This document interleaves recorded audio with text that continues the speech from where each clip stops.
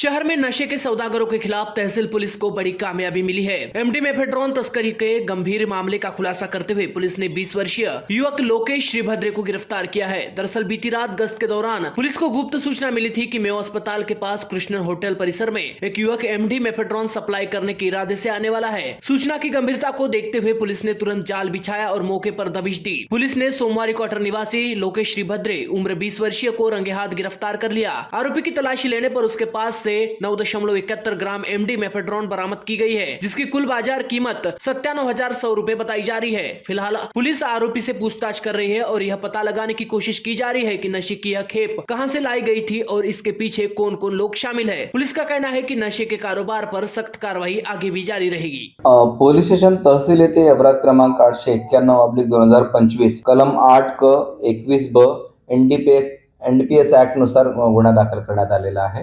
Police station तहसील dB पथकाचे PSI Rasul Shaikh हे काल रात्री पोलीस स्टेशनला हजर असताना त्यांना गुप्त बातमीदार मार्फत माहिती मिळाली की मेयो हॉस्पिटल समोर जे कृष्णम हॉटेल आहे त्या हॉटेल जवळ आरोपी नामे लोकेश हरिप्रसाद श्रीभद्रे वय 22 वर्षीय राहणार सोमवारी क्वार्टर नंबर 93 दीपक मेश्राम यांच्या घरी किरायाने पोलीस ठाणे सक्करधारा हा इसम एमडी ची डिलिव्हरी देण्याकरिता येणार आहे अशी त्यांना खात्रीशीर माहिती मिळाली होती। एनडीपीएस ऍक्टच्या तरतुदीनुसार सदर अधिकाऱ्याने स्टाफसह सदर आरोपीला पकडले आणि त्याच्याकडून झडती घेतली असता त्याच्याकडे एकूण 9.71 ग्राम एमडी पावडर मेफेड्रोन पावडर जप्त करण्यात आलेले आहे। त्याची किंमत एकूण 97,100 रुपये। त्याचप्रमाणे त्याचा एक मोबाईल ज्याची किंमत 10,000 असे एकूण 1,07,100 रुपयाचा मुद्देमाल त्याच्याकडून जप्त केलेला आहे। सदर आरोपी हा एमडी ची तस्करी करत आहे अशी खात्रीशीर माहिती मिळाल्याने आपण ती कारवाई केलेली आहे। तो कोणाला डिलिव्हरी देण्याकरता आला होता त्याचप्रमाणे त्यांनी ते एमडी पावडर कोणाकडून मिळवले होते किंवा त्याला कोण दिले होते याबाबत आज आम्ही